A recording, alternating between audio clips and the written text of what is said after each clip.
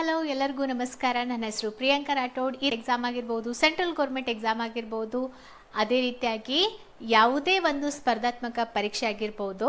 So ಅಂಥದ್ರಲ್ಲಿ general English subject ಇದ್ದರೆ ಆ ಎಲ್ಲ ಸ್ಪರ್ಧಾತ್ಮಕ ಪರೀಕ್ಷೆಗಳಿಗೆ ಅನುಕೂಲ ಆಗೋ ರೀತಿಯಲ್ಲಿ ನಾವು ಏನು ಮಾಡ್ತಾ ಇದ್ದೀವಿ, ಜನರಲ್ ಇಂಗ್ಲಿಷ್ ಕ್ಲಾಸನ್ನು ಸ್ಟಾರ್ಟ್ ಮಾಡಿದ್ದೀವಿ.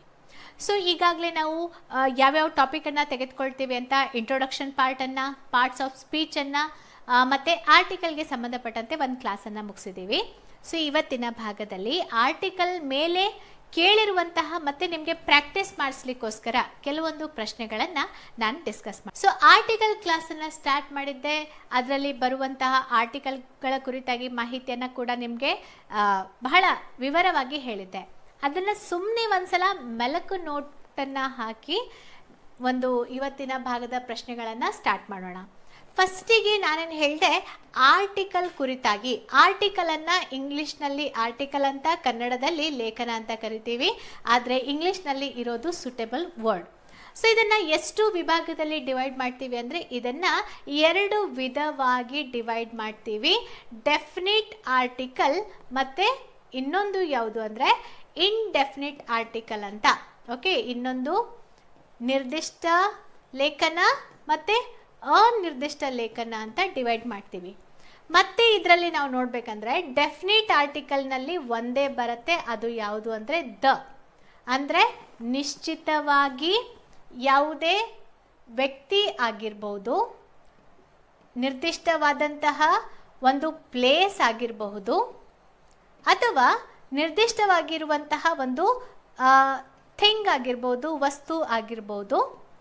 ಅದೇ ರೀತಿಯಾಗಿ ಯುನಿಕ್ ಆಗಿರುವಂಥದ್ದು ಅಂದರೆ ಪ್ರಪಂಚದಲ್ಲಿ ಅಂಥದ್ದು ಒಂದೇ ಇರುತ್ತಲ್ಲ, ಸೊ ಅಂಥದ್ದು ಬಹಳಷ್ಟಿಲ್ಲ, ಒಂದೇ ಒಂದು ಐಟಮ್ ಇದ್ದರೆ, ಸೊ ಈ ರೀತಿಯಾದಂತಹ ಸಂದರ್ಭದಲ್ಲಿ ನಾವೇನು ಮಾಡ್ತೀವಿ, ಡೆಫಿನಿಟ್ ಆರ್ಟಿಕಲ್ ಆದಂತಹ ಅನ್ನು ಯೂಸ್ ಮಾಡ್ತೀವಿ. ಇದಷ್ಟೇ ಅಲ್ಲ, ಏನು ಈಗ ಕಂಟ್ರೀಸ್ಗಳ ಹೆಸರನ್ನು ಹೇಳುವಾಗ, ಪ್ರಮುಖವಾದಂತಹ ಮಹಾಕಾವ್ಯಗಳನ್ನು ಉಲ್ಲೇಖಿಸುವಾಗ, ರಿವರ್ಗಳನ್ನು ಹೇಳುವಾಗ ಅಂದರೆ ದ ಗಂಗಾ ರಿವರ್, ಪವಿತ್ರವಾಗಿರುವಂತಹ ರಿವರ್ ದ ಗಂಗಾ ರಿವರ್, ಈ ರೀತಿಯಾಗಿ ಉಲ್ಲೇಖ ಮಾಡುವಾಗ ಸೂಪರ್ಲೇಟಿವ್ ಅಡ್ಜೆಕ್ಟಿವ್ಸ್ಗಳನ್ನು ದ ಟಾಲೆಸ್ಟ್, ದ ಸ್ಮಾಲೆಸ್ಟ್ ಅಂದರೆ ಅತಿ ಉದ್ದವಾದ, ಅತಿ ಅಂದವಾದ, ಅತಿ ಚಿಕ್ಕದಾದ, ಇಂಥವೆಲ್ಲ ಹೇಳುವಾಗ ನಾವು ಅನ್ನುವಂತಹ ನಿರ್ದಿಷ್ಟ ಆರ್ಟಿಕಲನ್ನು ಯೂಸ್ ಮಾಡ್ತೀವಿ.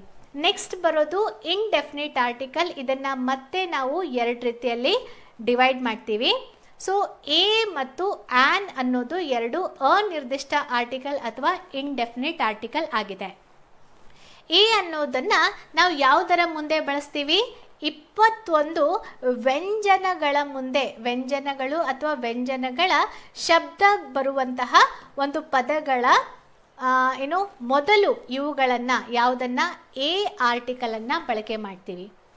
ಆನ್ ಅನ್ನೋದನ್ನು 5 ಸ್ವರಗಳು ಅಥವಾ ಸ್ವರಗಳ ಶಬ್ದ ಬರುವಂತಹ ಪದಗಳ ಮೊದಲು ಆನ್ ಅನ್ನು ಬಳಕೆ ಮಾಡ್ತೀವಿ. ಸೊ ಈಗಾಗಲೇ ನಿಮಗೆ ಗೊತ್ತಿರುವ ಹಾಗೆ 26 ಆಲ್ಫಾಬೆಟ್ಸ್ ಅಂದರೆ ಇಂಗ್ಲೀಷ್ನಲ್ಲಿ ಅಕ್ಷರಗಳು ಇದೆ. ಅದರಲ್ಲಿ 21 ವ್ಯಂಜನ, 5 ಸ್ವರಗಳು. ವ್ಯಂಜನಗಳ ಮುಂದೆ ಎ ಆರ್ಟಿಕಲನ್ನು ಮತ್ತು ಸ್ವರಗಳ ಮುಂದೆ ಆನ್ ಆರ್ಟಿಕಲನ್ನು ನಾವೇನು ಮಾಡ್ತೀವಿ, ಬಳಕೆ ಮಾಡ್ತೀವಿ.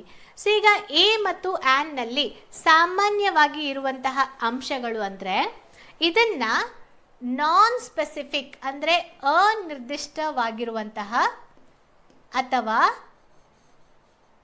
ನಿರ್ದಿಷ್ಟವಲ್ಲದ ವಸ್ತುಗಳನ್ನು, ವ್ಯಕ್ತಿಗಳನ್ನು ಹೇಳುವಾಗ, ಜನರಿಕ್ ಸಾಮಾನ್ಯವಾಗಿ ಇರುವಂತಹ ವಸ್ತುಗಳನ್ನು ಹೇಳುವಾಗ, ಮತ್ತು ಅಂತಹ ವಸ್ತು ಹಲವಾರು ಇರುವಂತಹ ಸಂದರ್ಭದಲ್ಲಿ ಸಾಮಾನ್ಯವಾಗಿ ಉಲ್ಲೇಖ ಮಾಡುವಾಗ, ಅದು ವ್ಯಕ್ತಿ ಆಗಿರ್ಬೋದು, ವಸ್ತು ಆಗಿರ್ಬೋದು, ಪ್ಲೇಸ್ ಆಗಿರ್ಬೋದು. ಅಂತಹ ಸಂದರ್ಭದಲ್ಲಿ ಅನಿರ್ದಿಷ್ಟವಾಗಿರುವಂತಹ ವಸ್ತು, ವ್ಯಕ್ತಿ, ಥಿಂಗನ್ನು ನಾವು ಉಲ್ಲೇಖ ಮಾಡಲಿಕ್ಕೆ ಇನ್ಡೆಫಿನಿಟ್ ಆರ್ಟಿಕಲ್ ಆದಂತಹ ಎ ಮತ್ತು ಆನನ್ನು ಬಳಕೆ ಮಾಡ್ತೀವಿ. ಸೊ ಫಸ್ಟ್ ಕ್ಲಾಸನ್ನು ನೋಡ್ಕೊಂಡು ಬಂದು ಆಮೇಲೆ ಈ ಸೆಕೆಂಡ್ ಕ್ಲಾಸನ್ನು ನೋಡಿ. ಯಾಕಂದರೆ 2 ಡೆಫಿನಿಟ್ ಮತ್ತು ಇನ್ಡೆಫಿನಿಟ್ ಆರ್ಟಿಕಲನ್ನು ತುಂಬಾ ಡೀಟೇಲ್ ಆಗಿ ನಾನು ನಿಮಗೆ ಮಾಹಿತಿ ನೀಡಿದ್ದೀನಿ. ಇವಾಗ ಕೆಲವೊಂದು ಪ್ರಮುಖವಾದಂತಹ ಪ್ರಶ್ನೆಗಳನ್ನು ಡಿಸ್ಕಸ್ ಮಾಡೋ ಮೂಲಕ ಯಾವ ರೀತಿಯಾಗಿ ನಾವು ಆರ್ಟಿಕಲ್, ಅದು ಡೆಫಿನೆಟ್ ಆಗಿರ್ಬೋದು ಅಥವಾ ಇಂಡೆಫಿನೆಟ್ ಆರ್ಟಿಕಲ್ ಆಗಿರ್ಬೋದು, ಅವುಗಳನ್ನು ಯಾವ ರೀತಿಯಾಗಿ ಬಳಕೆ ಮಾಡಬೇಕು ಅನ್ನೋದನ್ನು ನಿಮಗೆ ಹೇಳ್ತೀನಿ. ಓಕೆ, ಮೊದಲನೇ ಪ್ರಶ್ನೆ ನೋಡೋಣ. ಮೈ ಫಾದರ್ ಡ್ಯಾಶ್ ಶಾಪ್ಕೀಪರ್ ಅಂದರೆ use the appropriate article. So ಸೂಕ್ತವಾಗಿರುವಂತಹ ಆರ್ಟಿಕಲನ್ನು ಈ ರೀತಿಯಾದಂತಹ ಪ್ರಶ್ನೆಗಳ ಸಂದರ್ಭದಲ್ಲಿ ಯೂಸ್ ಮಾಡಿ ಅಂತ ಪ್ರಶ್ನೆ. So my father dash shopkeeper, ನಮ್ಮ ತಂದೆ ಶಾಪ್ಕೀಪರ್ ಇದ್ದಾರೆ ಅಂದರೆ ಕಿರಾಣಿ ಅಂಗಡಿ ಇಟ್ಕೊಂಡಿರ್ತಾರಲ್ಲ, ಸೊ ನಮ್ಮ ತಂದೆ ಕಿರಾಣಿ ಅಂಗಡಿ ಇಟ್ಕೊಂಡಿದ್ದಾರೆ ಅನ್ನೋದು ಇಲ್ಲಿ ವಾಕ್ಯ. ಹಾಗಾದರೆ ಕಿರಾಣಿ ಅಂಗಡಿ ಇಟ್ಕೊಂಡವರು ಇವರು ತಂದೆ ಮಾತ್ರನಾ? ಎಷ್ಟೋ ಕಿರಾಣಿ ಅಂಗಡಿ ಇದೆ, ಹೌದಾ? ಮತ್ತು ಇಲ್ಲಿ ಅವರ ತಂದೆ ಯಾರು ಅಂತ ನಿರ್ದಿಷ್ಟವಾಗಿ ಕೂಡ ಹೇಳ್ತಾ ಇಲ್ಲ. So my father is a shopkeeper, ಎಷ್ಟೋ ಶಾಪ್ಕೀಪರ್ ಇದ್ದಾರೆ, ಅವರಲ್ಲಿ ಇವರ ತಂದೆ ಕೂಡ ಒಬ್ಬರು. ಮತ್ತು ಇಲ್ಲಿ ವ್ಯಂಜನ ಬಂದಿರೋದ್ರಿಂದ ಯಾವ ಆರ್ಟಿಕಲ್ ಯೂಸ್ ಮಾಡಿದ್ವಿ? ಎ ಆರ್ಟಿಕಲನ್ನು ಯೂಸ್ ಮಾಡಿದ್ವಿ. Okay, clear? ನೆಕ್ಸ್ಟ್ ನೋಡೋಣ. Dash boy is standing near dash door. Okay, so ಇಲ್ಲಿ boy is standing near dash door ಅಂದರೆ ಹುಡುಗ ಬಾಗಲ್ ಹತ್ರ ನಿಂತ್ಕೊಂಡಿದ್ದಾನೆ ಅನ್ನೋದು ಈ ವಾಕ್ಯದ ಅರ್ಥ, ಹೌದಾ? ಹಾಗಾದರೆ ಯಾವ ಹುಡುಗ ಅಂತ ಗೊತ್ತಿಲ್ಲ, ಸ್ಪೆಸಿಫಿಕ್ ಆಗಿ ಇಲ್ಲಿ ಯಾವ ಹುಡುಗ ಅಂತ ಗೊತ್ತಿಲ್ಲ, ಹೌದಾ? ಯಾವುದೋ ಒಬ್ಬ ಹುಡುಗ ಎಲ್ಲಿ ನಿಂತ್ಕೊಂಡಿದ್ದಾನೆ, ನಿಂತ್ಕೊಂಡಿರುವ ಸ್ಥಳ ಅಥವಾ ವಸ್ತು ಸ್ಪೆಸಿಫಿಕ್ ಆಗಿದೆ, ಅದಕ್ಕೆ ಇಲ್ಲೇನು ಮಾಡಬೇಕು? ದ ಯೂಸ್ ಮಾಡಬೇಕು, ಹೌದಾ? ಒಂದು ವೇಳೆ ಇಲ್ಲಿ ಹೆಸರಿದ್ರೆ ಸ್ಪೆಸಿಫಿಕ್ ಆಗಿ ಏನಾಗ್ತಾ ಇತ್ತು? ಹೆಸರಿದ್ರೆ ನಾವೇನಾದರೂ ಆರ್ಟಿಕಲ್ ಚೇಂಜ್ ಮಾಡಬಹುದಾಗಿತ್ತು. ಆದರೆ ಇಲ್ಲಿ ಯಾವ ಹುಡುಗ ಅನ್ನೋದು ಅನಿರ್ದಿಷ್ಟವಾಗಿದೆ, ಯಾರು ಅಂತಲೇ ಗೊತ್ತಿಲ್ಲ. ಒಟ್ಟಿನಲ್ಲಿ ಒಬ್ಬ ಹುಡುಗ ಆ ಡೋರ್ ಹತ್ರ ನಿಂತ್ಕೊಂಡಿದ್ದಾನೆ, ಡೋರ್ ಮಾತ್ರ ಸ್ಪೆಸಿಫಿಕ್ ಆಗಿದೆ, ಅದಕ್ಕೆ a boy is standing near the door. ಒಂದು ಮನೆಯಲ್ಲಿ ಎಷ್ಟೋ ಪ್ಲೇಸ್ ಇರುತ್ತೆ, ಆದರೆ ಆತ ನಿರ್ದಿಷ್ಟವಾಗಿ ಎಲ್ಲಿ ನಿಂತ್ಕೊಂಡಿದ್ದಾನೆ? ಡೋರ್ನ ಹತ್ರ ನಿಂತ್ಕೊಂಡಿದ್ದಾನೆ, ಅದಕ್ಕೆ a boy is standing near the door ಆಗತ್ತೆ, ಹೌದಾ? ಇಲ್ಲಿ ಯಾಕೆ ಬಂತು? ಯಾಕಂದರೆ ನಿರ್ದಿಷ್ಟವಾಗಿ ಯಾವ ಹುಡುಗ ನಿಂತ್ಕೊಂಡಿದ್ದಾನೆ ಅಂತ ಗೊತ್ತಿಲ್ಲ, ಅವನ ಹೆಸರು ಗೊತ್ತಿಲ್ಲ, ಅವನು ಯಾರು ಅಂತಲೂ ಗೊತ್ತಿಲ್ಲ. ಸೊ ಅದಕ್ಕೆ ನಾವು ಎ ಅನ್ನುವಂತಹ ಇಂಡೆಫಿನಿಟ್ ಆರ್ಟಿಕಲನ್ನು ಯೂಸ್ ಮಾಡಿದ್ವಿ. ಮೂರನೇ ನೋಡೋಣ. He is dash actor in Bollywood. He is dash actor in Bollywood. So ಇಲ್ಲಿ ಏನು ಬಂದಿದೆ? ಆ್ಯಕ್ಟರ್. ಆ್ಯಕ್ಟರ್ ಅಂದರೆ ನಟ. ಆತ ಬಾಲಿವುಡ್ನ ನಟ, ಬಾಲಿವುಡ್ನಲ್ಲಿ ನಟನೆಯನ್ನು ಮಾಡ್ತಾನೆ ಅಥವಾ ನಟ ಆಗಿದ್ದಾನೆ. ಸೊ ಆ್ಯಕ್ಟರ್ನಲ್ಲಿ ಇದೇನಾಗಿದೆ? ಎ ಅನ್ನೋದು ಓವಲ್ಸ್ ಆಗಿದೆ ಅಥವಾ ಸ್ವರ ಆಗಿದೆ. ಸೊ ಸ್ವರದ ಮುಂಚೆ ಯಾವುದನ್ನು ಬಳಕೆ ಮಾಡಬೇಕು? ಇಂಡೆಫಿನಿಟ್ ಆರ್ಟಿಕಲ್ ಆದಂತಹ ಆನನ್ನು ಬಳಕೆ ಮಾಡಬೇಕು, ಹೌದಾ? ನಾನು ಹೇಳಿದ್ನಲ್ಲ, A, E, I, O, U ಈ ಸ್ವರಗಳ ಮೊದಲು ಅಥವಾ ಸ್ವರಗಳ ಶಬ್ದ ಬರುವಂತಹ ಮೊದಲು ನಾವು ಆ್ಯನ್ ಅನ್ನುವಂತಹ ಆರ್ಟಿಕಲನ್ನು ಯೂಸ್ ಮಾಡಬೇಕು. ಸೊ ಆತ he is an actor in Bollywood. So ಅದಕ್ಕೆ ನಾವು ಆ್ಯನ್ ಅನ್ನೋದನ್ನು ಯೂಸ್ ಮಾಡಿದ್ವಿ. ಸೊ ಇದೇ ರೀತಿಯಾಗಿ ಮತ್ತೆ ಕೆಲವೊಂದು ಎಕ್ಸಾಂಪಲ್ಸ್ಗಳನ್ನು ನೋಡೋಣ. We are going to dash beach in dash Arabian sea in Mumbai. ಎಲ್ಲಿ ಹೋಗ್ತಾ ಇದ್ದೀವಿ ನಾವು? ನಾವು ಹೋಗ್ತಾ ಇದ್ದೀವಿ ಬೀಚ್ಗೆ. ಆ ಬೀಚ್ ಎಲ್ಲಿದೆ ಅಂದರೆ ಅರೇಬಿಯನ್ ಸಿ ಹತ್ರ, ಮುಂಬೈನ ಅರೇಬಿಯನ್ ಸಿ ಹತ್ರ ಇರುವಂತಹ ಬೀಚ್ಗೆ. ಹಾಗಾದರೆ ಇಲ್ಲಿ ಯಾವ ಆರ್ಟಿಕಲನ್ನು ಯೂಸ್ ಮಾಡಬೇಕು ಅಂತ ಹೇಳ್ತೇನೆ ನೋಡಿ. We are going to beach. ಒಂದು ವೇಳೆ ಇಲ್ಲೇ ಸೆಂಟೆನ್ಸ್ ಮುಗಿದು ಹೋಗಿದ್ರೆ ಇಲ್ಲಿ ಏನಾಗ್ತಾ ಇತ್ತು? ಎ ಬರ್ತಾ ಇತ್ತು. We are going to a beach. ಒಂದು ವೇಳೆ ಸೆಂಟೆನ್ಸ್ ಇಲ್ಲೇ ಮುಗಿದ್ರೆ ಅಲ್ಲಿ ಎ ಆರ್ಟಿಕಲ್ ಬರ್ತಾ ಇತ್ತು, ಯಾಕಂದರೆ ಬೀಚ್ಗಳು ಎಷ್ಟೋ ಇದೆ, ಯಾವ ಬೀಚ್ಗೆ ಹೋಗ್ತಾ ಇದ್ದೀವಿ ಅಂತ ನಿರ್ದಿಷ್ಟವಾಗಿ ನಾವು ಹೇಳಿಲ್ಲ. ಸೊ ಅದಕ್ಕೆ ಇಷ್ಟೇ ಸೆಂಟೆನ್ಸ್ ಇದ್ದರೆ ಎ ಬರ್ತಾ ಇತ್ತು. ಆದರೆ ಇಲ್ಲಿ ಸೆಂಟೆನ್ಸ್ ಇನ್ನು ಮುಂದೆ ಇದೆ ಅಲ್ಲ, ಅದಕ್ಕೋಸ್ಕರ ಇಲ್ಲಿ ಯಾವ್ದು ಬರಬೇಕು? ದ ಬರಬೇಕು, ಹೌದಾ? ದ ಯಾಕೆ ಬಂತು? ನಾನು ಹೇಳ್ತಾ ಇರೋದು ಇದೇ ಬೀಚ್ಗೆ ಹೋಗ್ತಾ ಇದ್ದೀನಿ, ಇದೇ ಸ್ಪೆಸಿಫಿಕ್ ಬೀಚ್ ಅಂದರೆ ಯಾವುದು? ಅದು ಯಾವುದು ಅಂದರೆ ಇಲ್ಲಿ ಕೂಡ ದ ಬರುತ್ತೆ. ಯಾಕಂದರೆ ಅರೇಬಿಯನ್ ಓಷಿಯನ್ಗಳನ್ನು, ಸೀಗಳನ್ನು, ಗಲ್ಫ್ಗಳನ್ನು, ಕಾಲುವೆಗಳನ್ನು ಉಲ್ಲೇಖ ಮಾಡುವಾಗ ದ ಅನ್ನು ಯೂಸ್ ಮಾಡಬೇಕು. ಸೊ ಅದಕ್ಕೆ ಇಲ್ಲಿ ದ ಕಂಪಲ್ಸರಿ ಬಂದೇ ಬರುತ್ತೆ. ಓಕೆ, ಸೊ ಇಲ್ಲಿ ನಾನು ಯಾವ ಸ್ಪೆಸಿಫಿಕ್ ಬೀಚ್ಗೆ ಹೋಗ್ತಾ ಇದ್ದೀನಿ ಅಂದರೆ ಅರೇಬಿಯನ್ ಸಿ ಹತ್ರ, ಮುಂಬೈನ ಅರೇಬಿಯನ್ ಸಿ ಹತ್ರ ಇರುವಂತಹ ಆ ಸ್ಪೆಸಿಫಿಕ್ ಬೀಚ್ಗೆ ಹೋಗ್ತಾ ಇದ್ದೀನಿ. ಅಲ್ಲಿರೋದು ಒಂದೇ ಬೀಚ್, ಆ ಒಂದು ಬೀಚ್ಗೆ ನಾನು ಹೋಗ್ತಾ ಇದ್ದೀನಿ. ಸೊ ಅದಕ್ಕೆ ಎರಡೂ ಭಾಗದಲ್ಲಿ ದ ಅನ್ನುವಂತಹ ಅಂದರೆ ನಿರ್ದಿಷ್ಟವಾಗಿ ಅಲ್ಲೇ ಹೋಗ್ತಾ ಇದ್ದೀನಿ, ಅದೇ ಬೀಚ್ಗೆ ಹೋಗ್ತಾ ಇದ್ದೀನಿ ಅನ್ನುವಂತಹ ಉಲ್ಲೇಖ ಇರೋದ್ರಿಂದ ಎರಡೂ ಫಿಲ್ ಇನ್ ದ ಬ್ಲ್ಯಾಂಕ್ಸ್ನಲ್ಲಿ ದ ಬರುತ್ತೆ. Okay, so we are going to the beach in the Arabian sea in Mumbai. So beach ಹೋಗ್ತಾ ಇದ್ದೀವಿ, ಯಾವ ಪರ್ಟಿಕ್ಯುಲರ್ ಬೀಚ್ಗೆ ಹೋಗ್ತಾ ಇರೋದ್ರಿಂದ ದ ಒಂದು ವೇಳೆ ಇಲ್ಲೇ ಸೆಂಟೆನ್ಸ್ ಮುಗಿದ್ರೆ, ಒಂದು ವೇಳೆ ಕಂಟಿನ್ಯೂ ಆಗದೆ ಇಲ್ಲೇ ಸೆಂಟೆನ್ಸ್ ಕಂಪ್ಲೀಟ್ ಆಗಿದ್ರೆ ಆವಾಗ ಅ ಬೀಚ್ ಅಂತ ಬರ್ತಾಯಿತ್ತು. ಯಾವುದೋ ಒಂದು ಬೀಚ್ಗೆ ಹೋಗ್ತಾ ಇದ್ದೀವಿ, ಆದರೆ ಈ ವಾಕ್ಯದಲ್ಲಿ ಸ್ಪೆಸಿಫಿಕ್ ಬೀಚ್ ಇದೆ. ಓಕೆ, ನೆಕ್ಸ್ಟ್ ನೋಡೋಣ. We have decided to go to dash beach for enjoyment. We have decided to go to dash beach for enjoyment. ಇವಾಗಷ್ಟೇ ಹೇಳಿದ್ನಲ್ಲ, ಇಲ್ಲಿ ಅ ಯಾವಾಗ ಬರುತ್ತೆ? ಯಾವುದೋ ಒಂದು ಬೀಚ್ಗೆ ಹೋಗ್ತಾ ಇದ್ದಾಗ. ಈ ಸೆಂಟೆನ್ಸ್ನಲ್ಲಿ ನೋಡಿ, ವಿ ಹ್ಯಾವ್ ಡಿಸೈಡೆಡ್, ನಾವು ಏನು ಮಾಡಿದ್ದೀವಿ? ಡಿಸೈಡ್ ಮಾಡ್ಕೊಂಡಿದ್ದೀವಿ. ಏನಂತ? To go to beach for enjoyment. So ನಾವು ಎಂಜಾಯ್ ಮಾಡಲಿಕ್ಕೋಸ್ಕರ ಬೀಚ್ಗೆ ಹೋಗಬೇಕು ಅಂತ ನಿರ್ಧಾರ ಮಾಡ್ಕೊಂಡಿದ್ದೀವಿ. ಈ ವಾಕ್ಯದಲ್ಲಿ ಎಲ್ಲಿಯೂ ಕೂಡ ಆ ಬೀಚ್ನ ಹೆಸರನ್ನು ಹೇಳಿಲ್ಲ, ಸ್ಪೆಸಿಫಿಕ್ ಆಗಿ ಅದೇ ಬೀಚ್ಗೆ ಹೋಗ್ತಾ ಇದ್ದೀವಿ ಅಂತ ಹೇಳ್ತಾ ಇಲ್ಲ. ಅವ್ರು ಹೇಳ್ತಾ ಇರೋದು ನಾವು ನಮ್ಮ ಎಂಜಾಯ್ಮೆಂಟ್ಗೋಸ್ಕರ ಬೀಚ್ಗೆ ಹೋಗ್ತಾ ಇದ್ದೀವಿ. ಅದು ಯಾವುದೇ ಮಂಗಳೂರು ಬೀಚ್ ಆಗಿರ್ಬೋದು, ಗೋವಾ ಬೀಚ್ ಆಗಿರ್ಬೋದು, ಯಾವುದೋ ಕಾರವಾರ ಬೀಚ್ ಆಗಿರ್ಬೋದು. ಸೊ ಅವರು ನಿರ್ದಿಷ್ಟವಾಗಿ ಹೇಳಿಲ್ಲ, ಅವ್ರು ಹೇಳ್ತಾ ಇರೋದು ನಾವು ಎಂಜಾಯ್ಮೆಂಟ್ಗೆ ಬೀಚ್ಗೆ ಹೋಗ್ತಾ ಇದ್ದೀವಿ ಅಂತ. ಸೊ ನಿರ್ದಿಷ್ಟವಾಗಿ ಇಲ್ಲದೆ ಇರೋದ್ರಿಂದ ಆ ಬೀಚ್ ಅನ್ನೋದು ಬಳಕೆ ಆಗತ್ತೆ. ಇಲ್ಲಿ ಎ ಆರ್ಟಿಕಲ್ ಬರುತ್ತೆ. ನೆಕ್ಸ್ಟ್ ನೋಡೋಣ. Dash eagle is dash bird that flies very high, flies very in the sky ಅಂತ. ಹೌದಾ? ವೆರಿ ಅಂದರೆ ಒಂದೊಂದ್ಸಲ ಏನಾಗುತ್ತೆ ವೆರಿ ಗುಡ್ ಅಂತ ಹೇಳ್ತೀವಲ್ವಾ. ಸೊ ಇಲ್ಲಿ ನೋಡಿ, dash eagle is dash bird that flies very in the sky ಅಂದರೆ ಆಕಾಶದ ಹದ್ದು ಅನ್ನೋದು ಆಕಾಶದಲ್ಲಿ ಅತಿ ಎತ್ತರಕ್ಕೆ ಹಾರುವಂತಹ ಪಕ್ಷಿ. ಹೌದಾ? ಸೊ ಪಕ್ಷಿಗಳು ಎಷ್ಟೋ ಇದೆ. ಸೊ ಅದಕ್ಕೆ ನಾವಿಲ್ಲೇನು ಮಾಡಬೇಕು? ಅದರಲ್ಲಿ ಇದೊಂದು ಪಕ್ಷಿ, ಹದ್ದು ಅನ್ನೋದು ಇಲ್ಲೊಂದು ಪಕ್ಷಿ. ಹದ್ದಿಗೇನಾದರೂ ನಾವು ಸ್ಪೆಸಿಫಿಕ್ ಆಗಿ ಇದೇ ಹೆಸರಿಟ್ಕೊಂಡಿದ್ದೀವಾ? ಇಲ್ಲ ಅಲ್ಲ. ಸೊ ಇಲ್ಲಿ ಪಕ್ಷಿಗಳಲ್ಲಿ ಹದ್ದು ಅನ್ನೋದು ಒಂದು ಪಕ್ಷಿ, ಅದು ಅತಿ ಎತ್ತರಕ್ಕೆ ಹಾರುವಂಥದ್ದು. ಒಂದು ವೇಳೆ ಈಗ ಗರುಡ ಅನ್ನುವಂತಹ ಪಕ್ಷಿ ಇದ್ದರೆ, ನಾವು ಅದರ ಬಗ್ಗೆನೇ ಉಲ್ಲೇಖ ಮಾಡ್ತಾ ಇದ್ರೆ ಅಂತಹ ಸಂದರ್ಭದಲ್ಲಿ the Garuda, the eagle, Garuda ಅನ್ನೋದು ಬರ್ತಾಯಿತ್ತು, ದ ಅನ್ನುವಂಥದ್ದು ಬರ್ತಾಯಿತ್ತು. ಹೌದಾ? ಸೊ ಇಲ್ಲಿ ಯಾವ ಒಂದು ಪಕ್ಷಿಗಳಲ್ಲಿ ಹದ್ದು ಕೂಡ ಏನು, ಆ ಹದ್ದು ಆಕಾಶದಲ್ಲಿ ಅತಿ ಎತ್ತರಕ್ಕೆ ಹಾರುವಂಥ ಪಕ್ಷಿ ಅಂತ ಬಂದಿದೆ.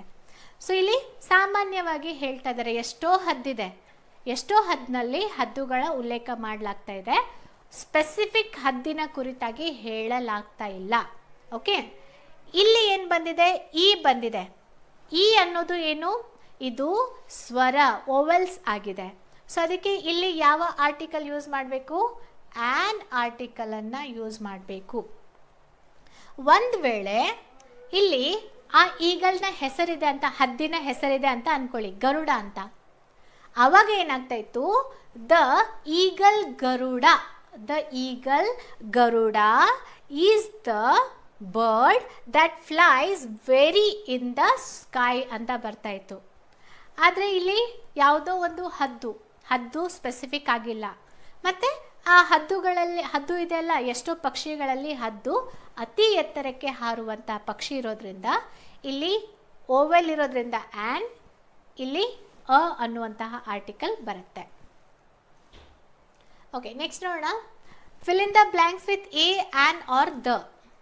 ನಮಗೆ ಪುಸ್ತಕಗಳ ಇದು ಎಕ್ಸಾಮ್ ಸಿಲೆಬಸ್ನಲ್ಲಿ ಏನು ಹೇಳ್ತಾರೆ, ನಿಮ್ಮ ಪ್ರಶ್ನೆಗಳು ಎಲ್ಲಿಂದ ಬರುತ್ತೆ ಅಂದರೆ 10th ಲೆವೆಲ್ ಆಗಿರ್ಬೋದು, 12th ಲೆವೆಲ್ ಆಗಿರ್ಬೋದು, ಡಿಗ್ರಿ ಲೆವೆಲ್ ಆಗಿರ್ಬೋದು, ಅಲ್ಲಿಂದ ಪ್ರಶ್ನೆಗಳನ್ನು ಕೇಳಲಾಗತ್ತೆ ಅಂತ.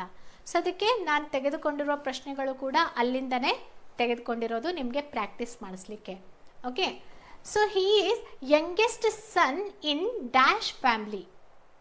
ಹೀ is youngest son in dash family. ಅವನು ಮನೆಯ ಅತಿ ಕಿರಿಯ ಮಗ. ಯಂಗೆಸ್ಟ್ ಅಂದರೆ ಅತಿ ಕಿರಿಯ, ಹೌದಾ? ಹಾಗಾದರೆ ಇಲ್ಲಿ ಯಾವ ಆರ್ಟಿಕಲ್ ಬರಿಬೇಕು? ಇಲ್ಲಿ ಬರಿಬೇಕಾಗಿರೋದು ದ ಆರ್ಟಿಕಲ್, ಹೌದಾ? ಅವರು ನಮ್ಮ ಫ್ಯಾಮಿಲಿಯಲ್ಲಿ ಆತನೇ ಅತಿ ಕಿರಿಯ ಮಗ. ನಮ್ಮ ಫ್ಯಾಮಿಲಿಯಲ್ಲಿ ಆತನೇ ಅತಿ ಕಿರಿಯ ಮಗ ಅಂತ ನಾವು ನಿರ್ದಿಷ್ಟವಾಗಿ ಹೇಳ್ತಾ ಇರೋದ್ರಿಂದ ಇಲ್ಲಿ ದ ಅನ್ನೋದು ಬರುತ್ತೆ, ಹೌದಾ? ಹೇಳ್ತಿದ್ದಾರೆ, ಇವನೇ ನೋಡಿ ನಮ್ಮ ಮನೆಯಲ್ಲಿ ಅತಿ ಕಿರಿ ಮಗ. ಸೊ ಈಗ ಇಂಟ್ರಡ್ಯೂಸ್ ಮಾಡುವಾಗ ಹೇಳ್ತಾರೆ ತಾನೆ, ಅವನನ್ನು ತೋರಿಸ್ತಾರೂ ಕೂಡ ಇವನೇ ನೋಡ್ರಿ ನಮ್ಮ ಮಗ, ಅಥವಾ ಹೆಸರನ್ನು ಹೇಳ್ತಾರೆ. ಸೊ ಏನಂತ, ಸುರೇಶ್ ಈತ ನಮ್ಮ ಅತಿ ಕಿರಿಯ ಮಗ ಅಂತ. ಸೊ ಇಲ್ಲಿಯೂ ಕೂಡ ಅವ್ರೇನು ಹೇಳ್ತಿದ್ದಾರೆ, he is youngest son in the family. ನಮ್ಮ ಫ್ಯಾಮಿಲಿಯಲ್ಲಿ ಅತಿ ಕಿರಿಯ ಮಗ, ಹೌದಾ? ಅದಕ್ಕೆ ದ, ನಿರ್ದಿಷ್ಟವಾಗಿ ನಮ್ಮ ಫ್ಯಾಮಿಲಿಯಲ್ಲಿ ನಾವು ಹೇಳ್ತಾ ಇರೋದು. ಎಲ್ಲೋ ಒಂದು ನಿರ್ದಿಷ್ಟವಿಲ್ಲದೆ ಇರುವಂಥ ಸನ್ನಿವೇಶದಲ್ಲಿ ಹೇಳ್ತಾ ಇಲ್ಲ, ಸ್ಕೂಲಲ್ಲಿ ಅಲ್ಲಿ ಇಲ್ಲಿ ಅಥವಾ ಕ್ರೌಡಲ್ಲಿ ಅಂತ ಹೇಳ್ತಾ ಇಲ್ಲ. ನಾವು ಹೇಳ್ತಾ ಇರೋದು ನಮ್ಮ ಫ್ಯಾಮ್ಲಿ, ನಿರ್ದಿಷ್ಟವಾಗಿ ನಮ್ಮ ಫ್ಯಾಮ್ಲಿ ಬಗ್ಗೆ. ಓಕೆ, ನೆಕ್ಸ್ಟ್ ನೋಡೋಣ. Anu is looking for dash job. So Anu ಇದ್ದಾಳಲ್ಲ, ಅವಳು ಏನು ಮಾಡ್ತಾ ಇದ್ದಾಳೆ, ಉದ್ಯೋಗವನ್ನು ಹುಡುಕ್ತಾ ಇದ್ದಾಳೆ ಅಥವಾ ಜಾಬನ್ನು ಸರ್ಚ್ ಮಾಡ್ತಿದ್ದಾಳೆ, ಹೌದಾ? ಹಾಗಾದರೆ ಯಾವ ಆರ್ಟಿಕಲಲ್ಲಿ ಬರುತ್ತೆ? ಅಲ್ಲಿ ಬರೋದು ಆರ್ಟಿಕಲ್ ಎ ಬರುತ್ತೆ. ಯಾಕೆ ಎ ಬಂತು? ಯಾಕಂದರೆ ಯಾವ ಜಾಬ್ ಅಂತ ಸ್ಪೆಸಿಫಿಕ್ ಆಗಿ ಹೇಳಿಲ್ಲ, ಯಾವ ಜಾಬ್ ಅಂತ ಆಕೆ ಸ್ಪೆಸಿಫಿಕ್ ಆಗಿ ಮೆನ್ಷನ್ ಮಾಡಿಲ್ಲ. ಒಟ್ಟಿನಲ್ಲಿ ಆಕೆ ಒಂದು ಜಾಬ್ಗೋಸ್ಕರ ಹುಡುಕಾಟ ಮಾಡ್ತಾ ಇದ್ದಾಳೆ. ಅದು ಇಂಜಿನಿಯರ್ ಆಗಿರ್ಬೋದು, ಡಾಕ್ಟರ್ ಆಗಿರ್ಬೋದು, HR ಆಗಿರ್ಬೋದು, ಟೀಚರ್ ಆಗಿರ್ಬೋದು. ಒಟ್ಟಿನಲ್ಲಿ ಯಾವುದು ಅಂತ ಸ್ಪೆಸಿಫಿಕ್ ಆಗಿ ಜಾಬನ್ನು ಮೆನ್ಷನ್ ಮಾಡದೆ ಇರೋದ್ರಿಂದ ಏನು ಮಾಡಬೇಕಾಗತ್ತೆ, ಒಟ್ಟಿನಲ್ಲಿ ಒಂದು ಜಾಬ್ ಹುಡುಕ್ತಾ ಇದ್ದಾಳೆ. ಜಾಬ್ ಎಷ್ಟೋ ಕೋಟಿಗಟ್ಟಲೆ ಇದೆ. ಸೊ ಅದಕ್ಕೆ ನಾವು ಅನಿರ್ದಿಷ್ಟವಾಗಿರುವಂತಹ ಅಥವಾ ಇನ್ಡೆಫಿನಿಟ್ ಆರ್ಟಿಕಲ್ ಎ ಅನ್ನು ಬಳಕೆ ಮಾಡಿದ್ವಿ. ಓಕೆ, ನೆಕ್ಸ್ಟ್ ನೋಡೋಣ. Could you close dash door please. Could you close dash door please. ನಾನು ಈಗ ಇದ್ದೀನಿ, ಇಲ್ಲಿ ಮನೇಲಿದ್ದೀನಿ ಅಂತ ಅಂದ್ಕೊಳ್ಳಿ. ನನ್ನ ಬ್ರದರ್ ಅಲ್ಲಿ ನಿಂತ್ಕೊಂಡಿದ್ದಾನೆ. ನಾನೇನು ಹೇಳ್ತಾ ಇದ್ದೀನಿ, could you please close the door. ಅದೇ ಬಾಗಿಲು ಮುಚ್ಚ್ರಿ. ಈಗ ನಾನೇನೋ TV ನೋಡ್ತಾ ಇದ್ದೀನಿ, ಆ ಕಡೆ ಡೋರ್ನಿಂದ ಗಾಳಿ ಬಹಳ ಜೋರಾಗಿ ಬರ್ತಾ ಇದೆ. ಆವಾಗ ನಾನೇನು ಹೇಳಿದೆ, ಅದು ಬಾಗಿಲನ್ನು ಮುಚ್ಚಿ, ಫಸ್ಟ್ ಆ ಡೋರ್ ಮುಚ್ಚಿ ಅಂತ ಹೇಳ್ತೀವಲ್ವಾ. ಸೊ ನಾನು ಹೇಳ್ತಾ ಇದ್ದೀನಿ, ಯಾವ ಡೋರ್, ಮನೇಲಿ ಎಷ್ಟೋ ಡೋರ್ ಇರುತ್ತಲ್ಲ, ಎಷ್ಟೋ ಬಾಗಿಲಿರುತ್ತೆ. ಆದರೆ ನಾನು ಸ್ಪೆಸಿಫಿಕ್ ಆಗಿ ಇದೇ ಡೋರನ್ನು ಮುಚ್ಚಿ, ಇದೇ ಬಾಗಿಲನ್ನು ಮುಚ್ಚಿ ಅಂತ ಹೇಳ್ತಾ ಇದ್ದೀನಿ. ಸೊ ಅದೇ ನೋಡಿ, could you close the door. ನಾನು ಹೇಳ್ತಾ ಇರೋದು ಇದೇ ಡೋರನ್ನು ಮುಚ್ಚಿ ಅಂತ ಸ್ಪೆಸಿಫಿಕ್ ಆಗಿ ಹೇಳ್ತಾ ಇರೋದ್ರಿಂದ ದ ಬರುತ್ತೆ, ಹೌದಾ? ನೆಕ್ಸ್ಟ್ ನೋಡೋಣ. Anil is dash optician. Optician ಅಂದರೆ ಈ ಕಾಂಟ್ಯಾಕ್ಟ್ ಲೆನ್ಸಸ್ ಮತ್ತು ಕನ್ನಡಕ, ಅದರ ಕುರಿತಾಗಿ ಮಾಹಿತಿ ಇರುತ್ತಲ್ಲ, ಯಾವ ಕನ್ನಡಕ ಯಾವಾಗ ಬಳಸಬೇಕು, ಕನ್ನಡಕ ಮಾಡೋರನ್ನು ಆಪ್ಟಿಷಿಯನ್ ಅಂತ ನಾವು ಕರಿತೀವಿ, ಹೌದಾ? ಸೊ ಅನಿಲ್ ಈಸ್ ಡ್ಯಾಶ್ ಆಪ್ಟಿಷಿಯನ್ ಅಂತ ಇದೆ. ಏನು ಬಂದಿದೆ ಇಲ್ಲಿ ಸ್ವರ ಬಂದಿದೆ. ಸ್ವರ ಬಂದಿರೋದ್ರಿಂದ ಇಲ್ಲಿ ಏನು ಯೂಸ್ ಮಾಡಬೇಕು? Anil is an optician. Anil is an optician, ಯಾಕಂದರೆ ಇಲ್ಲಿ ಸ್ವರ ಓ ಬಂದಿದೆ. ನೆಕ್ಸ್ಟ್ ನೋಡೋಣ. Doctor Shankar is dash dentist. So doctor Shankar ಅವರಿದ್ದಾರಲ್ಲ, ಹಲ್ಲು ದಂತ ತಜ್ಞ ಅಂತ ಹೇಳ್ಬೋದು. ಸೊ ಇಲ್ಲಿ ಡೆಂಟಿಸ್ಟ್ ಅನ್ನೋರು, ಈಗ ನೋಡಿ ಹೆಸರಿನ ಮುಂದೆ ಉಲ್ಲೇಖ ಇದೆ. ಏನಂತ? ಶಂಕರ್ ಅನ್ನೋರ ಉಲ್ಲೇಖ ಇದೆ. ಆದರೆ ಅಲ್ಲಿ ನಮಗೆ ಬಿಟ್ಟ ಸ್ಥಳ ಫಿಲ್ ಇನ್ ದ ಬ್ಲ್ಯಾಂಕ್ಸ್ ಕೇಳಿಲ್ಲ. ಅವ್ರು ಎಲ್ಲಿ ಕೇಳಿದ್ದಾರೆ? ನಮಗೆ ಅವ್ರು ಕೇಳಿರೋದು ಇಲ್ಲಿ ಕೇಳಿದ್ದಾರೆ, ಈ ಭಾಗದಲ್ಲಿ ಕೇಳಿದ್ದಾರೆ. ಈ ಭಾಗದಲ್ಲಿ ಈಗ ನೋಡಿ, ಪ್ರಪಂಚದಲ್ಲಿ ಎಷ್ಟೋ ಜನ ಡೆಂಟಿಸ್ಟ್ ಇದ್ದಾರೆ, ಅದರಲ್ಲಿ ಡಾಕ್ಟರ್ ಶಂಕರ್ ಕೂಡ ಒಬ್ಬರು. ಒಂದು ವೇಳೆ ಡಾಕ್ಟರ್ ಶಂಕರ್ ಯಾವ ಹಲ್ಲಿನ ಡಾಕ್ಟರ್ ಮಾಡದೇ ಇರುವಂತಹ ಒಂದು ಕೆಲಸವನ್ನು ಮಾಡ್ತಾ ಇದ್ರೆ, doctor Shankar is the dentist. Okay, ಅವಾಗ ಹೇಳ್ತಿದ್ವಿ ಸ್ಪೆಸಿಫಿಕ್ ಆಗಿ. ಆದರೆ ಇಲ್ಲಿ ಅವರೇನು ಅಂಥದ್ದು ಏನೂ ಮಾಡಿಲ್ಲ. ಎಷ್ಟೋ ಒಂದು ದಂತ ವೈದ್ಯರಲ್ಲಿ ಇವರು ಕೂಡ ಒಬ್ಬರು. ಸೊ ಅದಕ್ಕೆ ಅ ಅನ್ನುವಂತಹ ಆರ್ಟಿಕಲನ್ನು ಯೂಸ್ ಮಾಡಿದ್ವಿ. ನೆಕ್ಸ್ಟ್ ನೋಡೋಣ, Raju is in dash class. ಹೌದಾ? ರಾಜು ಹುಡುಗ, ನೌನ್. ಎಲ್ಲಿದ್ದಾನೆ ಆತ? ನಿರ್ದಿಷ್ಟವಾಗಿ ಸ್ಕೂಲಲ್ಲಿ ಇದ್ದಾನೆ. ರಾಜು ಎಲ್ಲೋ ಇದ್ದಾನೆ ಅಂತ ನಾನು ಹೇಳ್ತಾ ಇಲ್ಲ. ಎಲ್ಲೋ ಇದ್ದಾನೆ ಅಂದಾಗ ಅವಾಗ ಅ ಬರ್ತಾ ಇತ್ತು. ಆದರೆ ಸ್ಪೆಸಿಫಿಕ್ ಆಗಿ ನಾವು ಹೇಳ್ತಾ ಇರೋದು ರಾಜು ಎಲ್ಲಿದ್ದಾನೆ? ಆತ ಸ್ಕೂಲ್ನಲ್ಲಿ, ಓಕೆ ಸಾರಿ, ಆತ ಸ್ಕೂಲ್ನಲ್ಲಿ ಇದ್ದಾನೆ. ಓಕೆ, ರಾಜು ಎಲ್ಲಿ, ಸಾರಿ,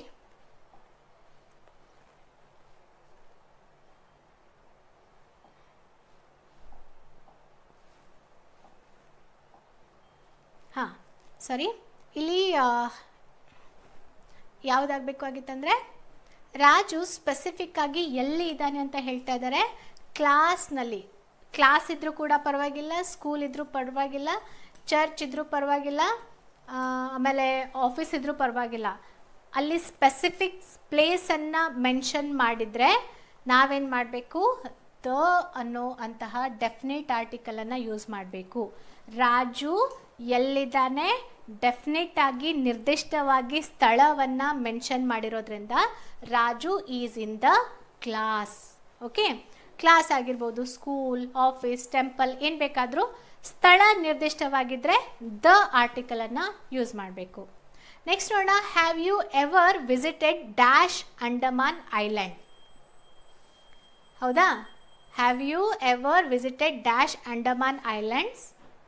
ನಾನು ಹೇಳಿದೆ, ಗಲ್ಫ್ ಆಗಿರ್ಬೋದು, ಓಷನ್ ಆಗಿರ್ಬೋದು, ಐಲ್ಯಾಂಡ್ ಆಗಿರ್ಬೋದು, ರಿವರ್ ಆಗಿರ್ಬೋದು, ಅವುಗಳನ್ನು ಮೆನ್ಷನ್ ಮಾಡುವಾಗ ನಾವು ಡೆಫಿನೆಟ್ ಆರ್ಟಿಕಲ್ ಆದಂತಹ ದ ಅನ್ನು ಯೂಸ್ ಮಾಡಲೇಬೇಕು. ಯಾಕಂದರೆ ಅಂಡಮಾನ್ ಐಲ್ಯಾಂಡ್ ಒಂದೇ ಇರೋದು, ಅದು ದ್ವೀಪಗಳ ಸಮೂಹ ಆಗಿದೆ.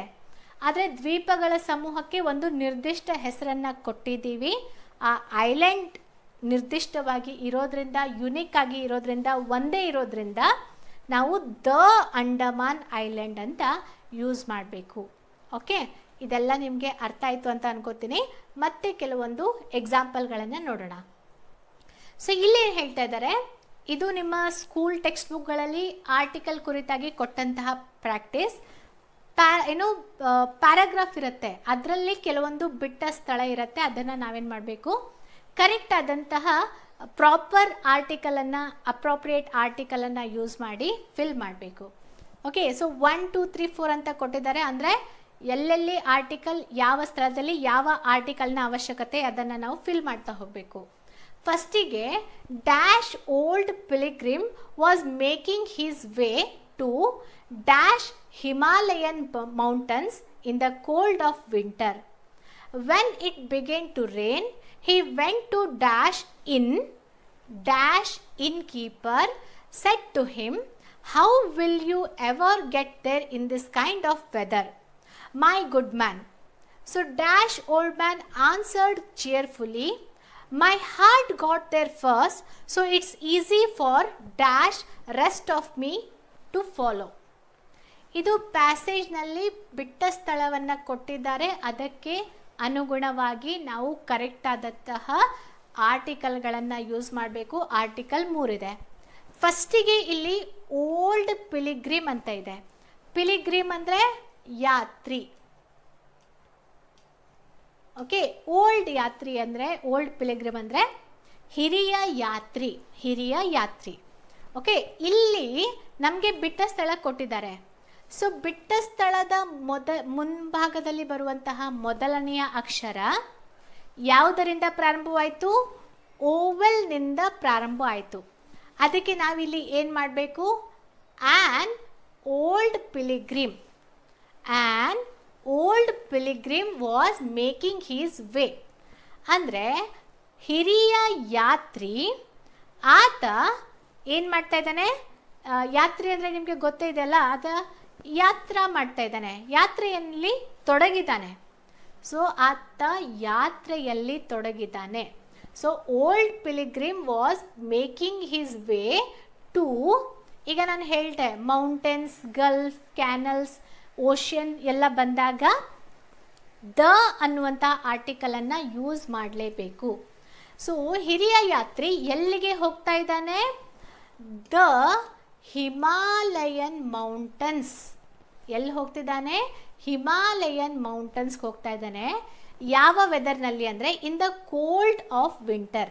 ಸೊ ಚಳಿಗಾಲದ ಆ ಚಳಿಯಲ್ಲಿ ಹಿರಿಯ ಯಾತ್ರಿಕ ಹಿಮಾಲಯನ್ ಮೌಂಟನ್ಗೆ ಯಾತ್ರೆಯನ್ನು ಮಾಡ್ತಾ ಇದ್ದಾನೆ ಅನ್ನೋದು ಈ ಸೆಂಟೆನ್ಸ್ನ ಮೀನಿಂಗ್.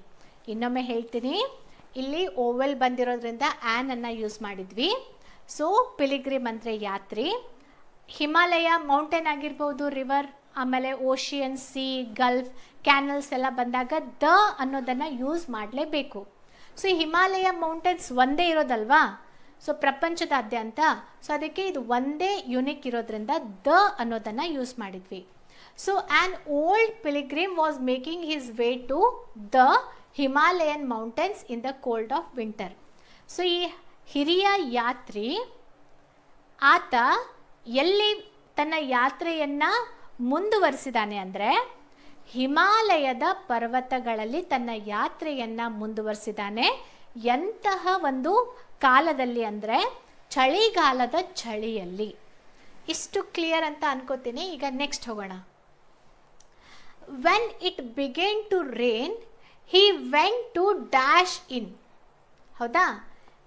ಈತ ಈಗ ನೋಡಿ, ಒಬ್ಬ ಯಾತ್ರಿ, ಹಿರಿಯ ಯಾತ್ರಿ, ಆತ ಹಿಮಾಲಯ ಮೌಂಟೇನ್ಗೆ ಹೋಗ್ತಿರುವಾಗ ಎಂತಹ ಸೀಸನ್ನಲ್ಲಿ?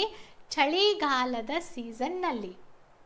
ಸೊ ಅಂತಹ ಸಂದರ್ಭದಲ್ಲಿ ಆತ ಹೋಗ್ತಿರುವಾಗ when it began to rain ಏನಾಗತ್ತೆ? ಮಳೆ ಬೀಳಲಿಕ್ಕೆ ಸ್ಟಾರ್ಟ್ ಆಗತ್ತೆ. ಓಕೆ, ಮಳೆ ಬೀಳಲಿಕ್ಕೆ ಸ್ಟಾರ್ಟ್ ಆಗತ್ತೆ.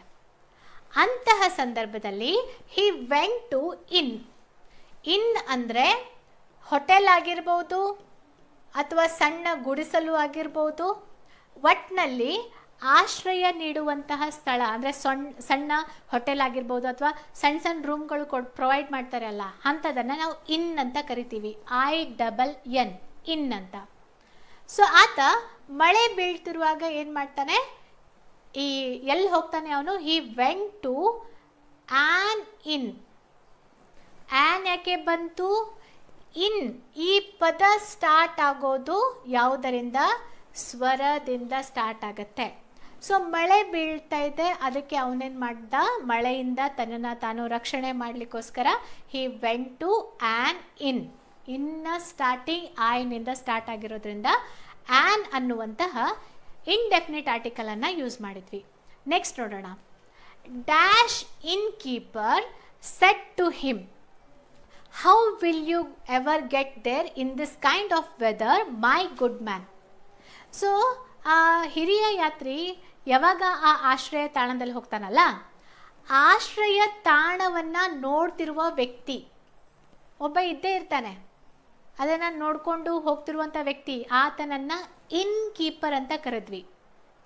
ಇನ್ ಕೀಪರ್ ಅಂದರೆ ಆ ಆಶ್ರಯ ತಾಣವನ್ನು ನೋಡಿಕೊಂಡು ಹೋಗ್ತಿರುವಂತಹ ವ್ಯಕ್ತಿಯನ್ನು ಇನ್ ಕೀಪರ್ ಅಂತ ಹೇಳ್ತೀವಿ.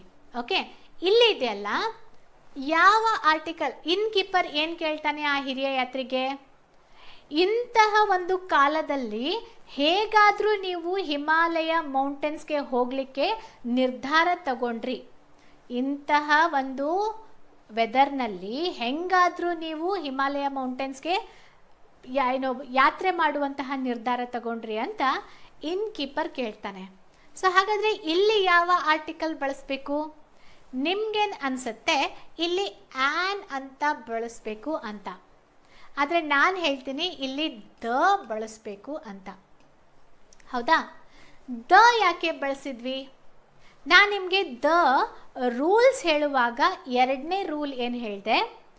ಈಗಾಗಲೇ ನಮಗೆ ಗೊತ್ತಿರುವಂತಹ ನಾಮಪದ, ಈಗಾಗಲೇ ನಮಗೆ ಗೊತ್ತಿರುವ ನಾಮಪದವನ್ನು ಉಲ್ಲೇಖಿಸುವಾಗ, ಮತ್ತೊಮ್ಮೆ ಉಲ್ಲೇಖಿಸುವಾಗ ನಿರ್ದಿಷ್ಟ ಆರ್ಟಿಕಲ್ ಅಥವಾ ಡೆಫಿನೇಟ್ ಆರ್ಟಿಕಲ್ ಆದಂತಹ ದ ಅನ್ನು ಯೂಸ್ ಮಾಡ್ತೀವಿ. ಹೌದಾ? ಈ ಹಿರಿಯ ಯಾತ್ರಿ ಈ ಆಶ್ರಯ ತಾಣದ ಒಳಗೆ ಬರೋ ತನಕ ಆತ ಏನಾಗಿದ್ದ? ಒಬ್ಬ ಯಾರೋ ಇನ್ಕೀಪರ್ ಆಗಿದ್ದ, ಆಶ್ರಯ ತಾಣವನ್ನು ನೋಡುವಂಥ ವ್ಯಕ್ತಿ. ಆದರೆ ಅಲ್ಲಿ ಹೋದ್ಮೇಲೆ ಅವನೇ ಇದನ್ನಲ್ಲ, ಆತನೊಬ್ಬನೇ ಅಲ್ಲಿ ಇರುವಂತಹ ಆಶ್ರಯ ತಾಣ ನೋಡುವಂತಹ ವ್ಯಕ್ತಿ, ನಿರ್ದಿಷ್ಟವಾದ ವ್ಯಕ್ತಿ ಇರೋದ್ರಿಂದ ಇಲ್ಲಿ ನಾವೇನು ಮಾಡಿದ್ವಿ? ದ ಇನ್ಕೀಪರ್.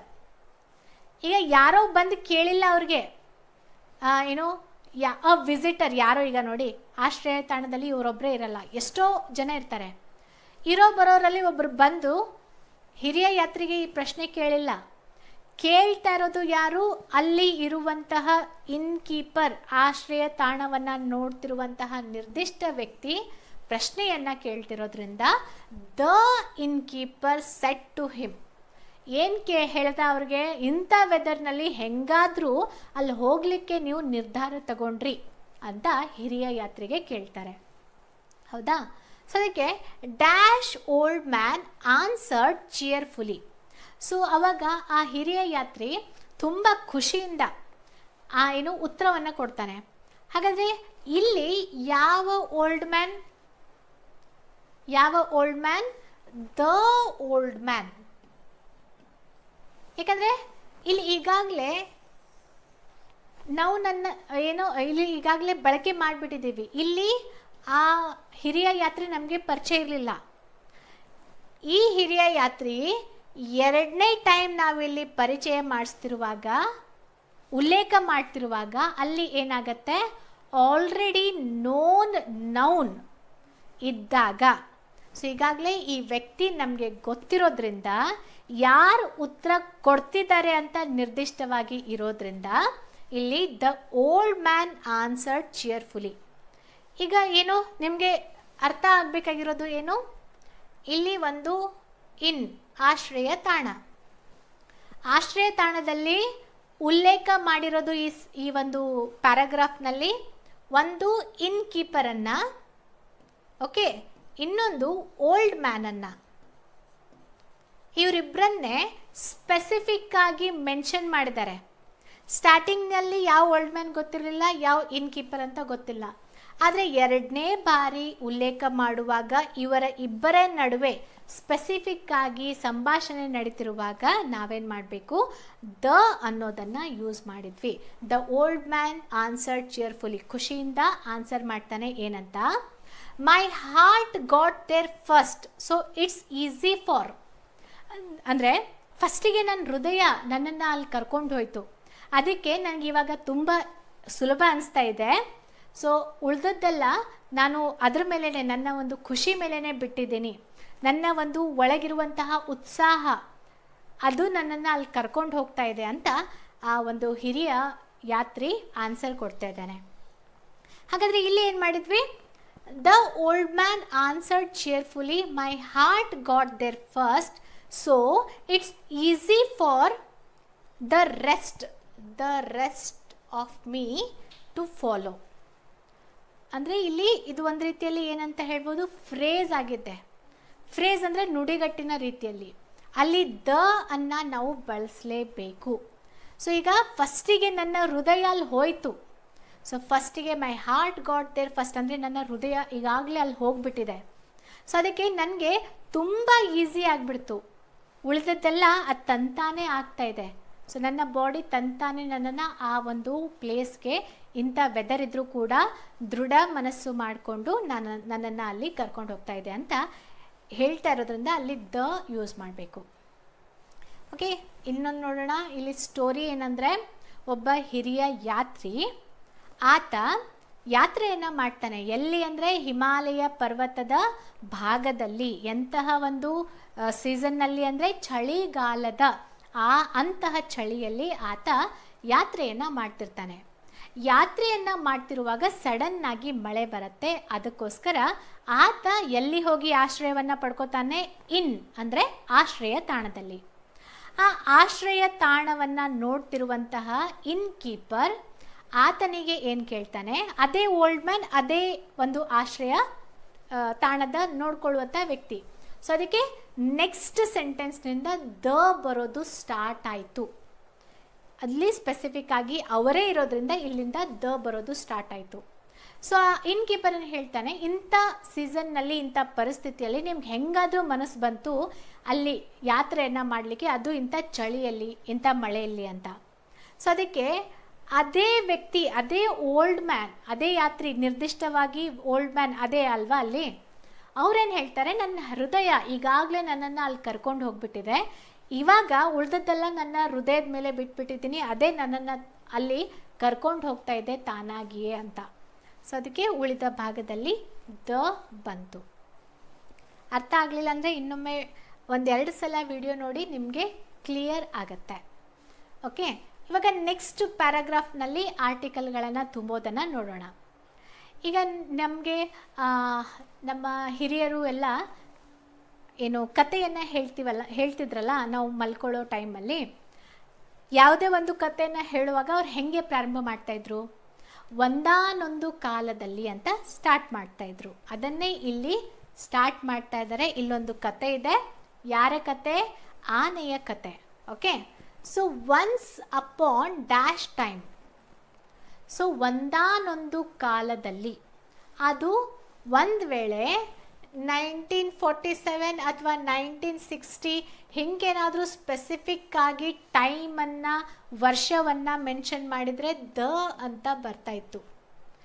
ಇವರು ಒಂದಾನೊಂದು ಕಾಲ ಹೇಳ್ತಾ ಇದ್ದಾರೆ. ಆ ಕಾಲ ಯಾವುದು ಅಂತ ನಿರ್ದಿಷ್ಟವಾಗಿ ಗೊತ್ತಿಲ್ಲ. ಅದಕ್ಕೆ ನಾವೇನು ಮಾಡಬೇಕು? ಮತ್ತೆ ಇಲ್ಲಿ ವ್ಯಂಜನ ಬಂದಿರೋದ್ರಿಂದ ಒನ್ಸ್ ಅಪಾನ್ ಅ ಟೈಮ್, ಒಂದಾನೊಂದು ಕಾಲದಲ್ಲಿ, ಡ್ಯಾಶ್ ಎಲಿಫೆಂಟ್. ಹೌದಾ? ಫಸ್ಟ್ ಟೈಮ್ ನಾವು ಎಲಿಫೆಂಟನ್ನು ಹೇಳ್ತಾ ಇದ್ದೀವಿ, ಎಲಿಫೆಂಟ್ ಉಲ್ಲೇಖ ಮಾಡ್ತಾ ಇದ್ದೀವಿ. ಒಂದಾನೊಂದು ಕಾಲದಲ್ಲಿ ಒಂದು ಆನೆ ಇತ್ತು.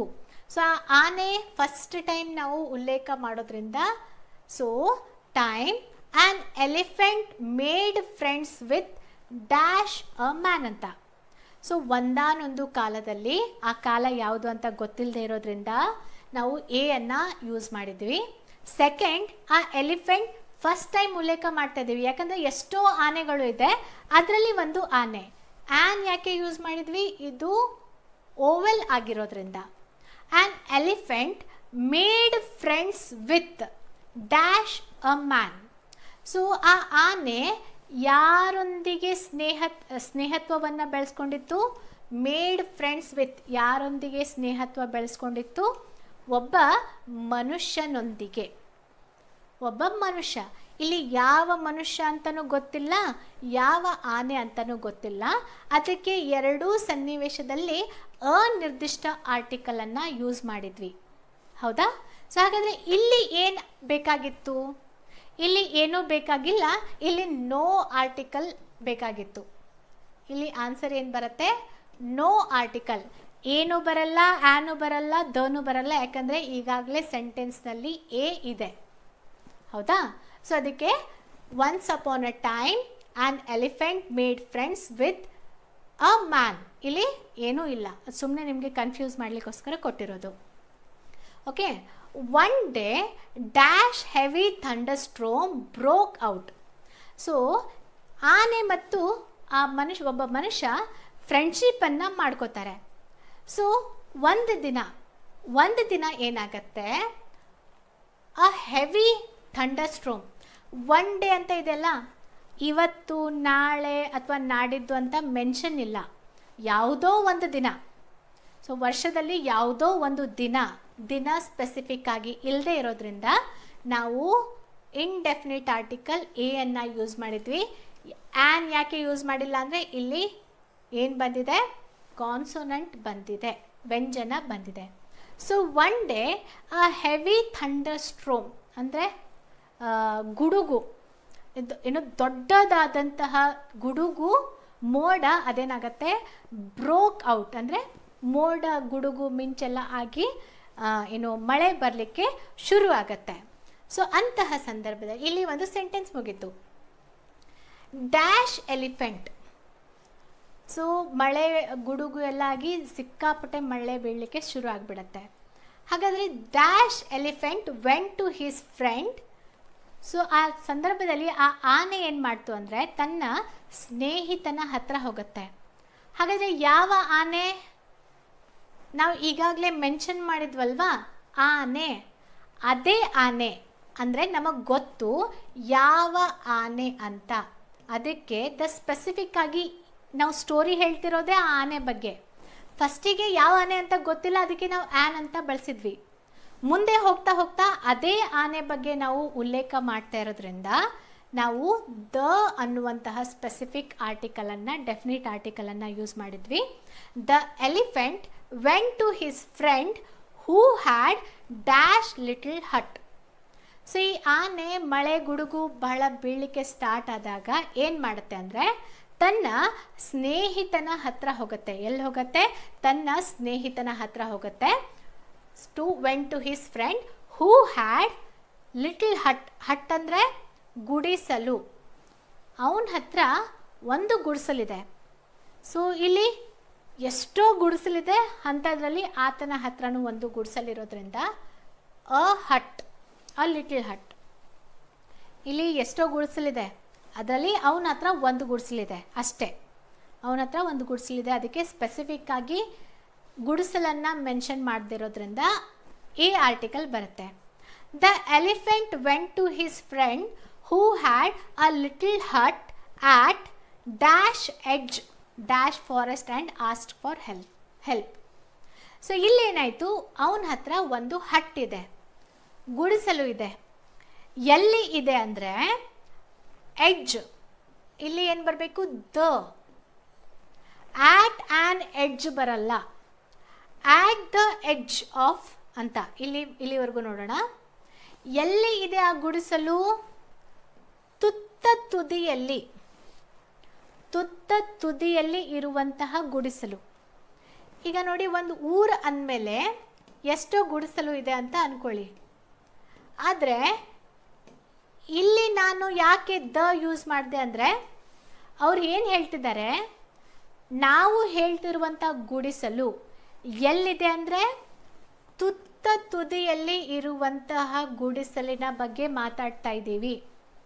ಸೊ ಇಲ್ಲಿರೋದು ಒಂದೇ ಗುಡಿಸಲು. ತುತ್ತ ತುದಿಯಲ್ಲಿ 10 ಗುಡಿಸಲು ಹಾಕ್ಲಿಕ್ಕಾಗಲ್ಲ. ತುತ್ತ ತುದಿಯಲ್ಲಿ ಒಂದೇ ಗುಡಿಸಲಿದೆ, ಆ ಗುಡಿಸಲ ಬಗ್ಗೆನೇ ನಾವು ಮಾತಾಡ್ತಾ ಇದ್ದೀವಿ. ಆ ಗುಡಿಸಲು ದ ಎಡ್ಜ್ ಆಫ್ ಅಂತ, ಅಂದರೆ ತುತ್ತ ತುದಿಯಲ್ಲಿ ಇರುವಂತಹ ಗುಡಿಸಲು. Okay, edge, edge of edge of a forest and asked for help. ಇಲ್ಲಿ ಅರ್ಥ ಮಾಡಿಸ್ತೀನಿ ನೋಡಿ. ಇಲ್ಲಿ ಯಾಕೆ ದ ಯೂಸ್ ಮಾಡಿದ್ವಿ ಅಂದರೆ ತುತ್ತ ತುದಿಯಲ್ಲಿ ಒಂದೇ ಗುಡಿಸಲನ್ನು ಹಾಕ್ಲಿಕ್ಕಾಗತ್ತೆ. ಆ ಇಲ್ಲಿ ಪರ್ಟಿಕ್ಯುಲರ್ ಹೇಳ್ತಾ ಇದ್ದೀವಿ.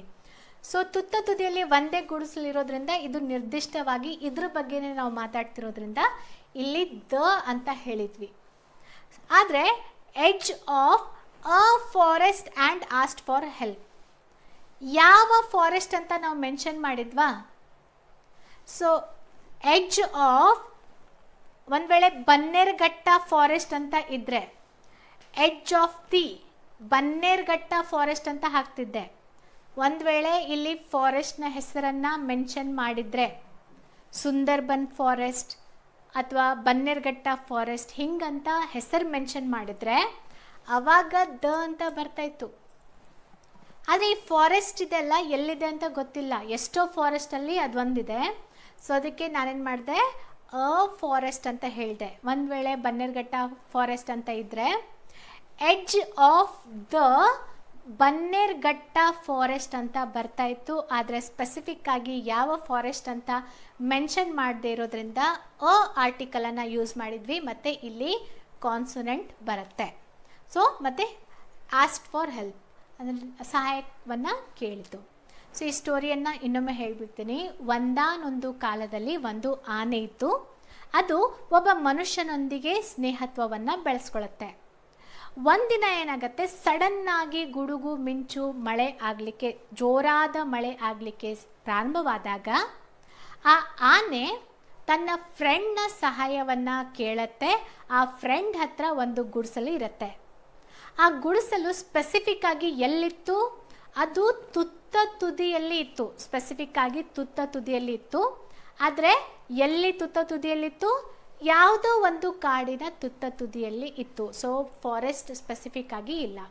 ಸೊ ಅಲ್ಲಿ ಹೋಗಿ ಆನೆ ಆ ವ್ಯಕ್ತಿಯ ಸಹಾಯವನ್ನು ಕೇಳುತ್ತೆ. ಕ್ಲಿಯರಾ? ಇನ್ನೊಮ್ಮೆ ಹೇಳ್ಬಿಡ್ತೀನಿ. ಒನ್ಸ್ ಅಪಾನ್ ಅ ಟೈಮ್, ಟೈಮ್ ಯಾವುದು ಅಂತ ಸ್ಪೆಸಿಫಿಕ್, ವರ್ಷ, ಟೈಮ್, ಗಳಿಗೆ ಯಾವುದು ಸ್ಪೆಸಿಫಿಕ್ ಆಗಿ ಹೇಳಿಲ್ಲ. ಅದಕ್ಕೆ ಅ ಆರ್ಟಿಕಲನ್ನು ಯೂಸ್ ಮಾಡಿದ್ವಿ. ಮತ್ತು ಇಲ್ಲಿ ವ್ಯಂಜನ ಬರುತ್ತೆ. ಸೊ ಇಲ್ಲಿ ಎಲಿಫೆಂಟ್, ಯಾವ ಎಲಿಫೆಂಟ್ ಅಂತ ಗೊತ್ತಿಲ್ಲ. ಫಸ್ಟ್ ಟೈಮ್ ಆ ಎಲಿಫೆಂಟ್ ಬಗ್ಗೆ ನಾವು ಉಲ್ಲೇಖ ಮಾಡ್ತಿರೋದ್ರಿಂದ an elephant made friends with, ಏನು ಇಲ್ಲಿ ಈಗಾಗಲೇ ಅ ಮ್ಯಾನ್ ಅಂತ ಇರೋದ್ರಿಂದ ಯಾವ ಆರ್ಟಿಕಲನ್ನು ಬಳಕೆ ಮಾಡೋ ಅವಶ್ಯಕತೆ ಇಲ್ಲ. ಇವರಿಬ್ಬರ ಬಗ್ಗೆ ನಾವು ಉಲ್ಲೇಖ ಮಾಡಿಬಿಟ್ವಾ, ಇವ್ರಿಬ್ಬರ ಬಗ್ಗೆ ನಮಗೆ ಗೊತ್ತಾಯಿತು. ಒಂದು ಆನೆ ಇದೆ, ಒಬ್ಬ ವ್ಯಕ್ತಿ ಇದೆ ಅಂತ ನಮಗೆ ಗೊತ್ತಾಯಿತು ಸ್ಟೋರಿಯಲ್ಲಿ. ಅದೇ ಆನೆ ಬಗ್ಗೆ ನಾವು ಮುಂದೆ ಮಾತಾಡ್ತಾ ಹೋಗ್ತೀವಿ. ಒನ್ ಡೇ ಅ heavy thunder storm broke out.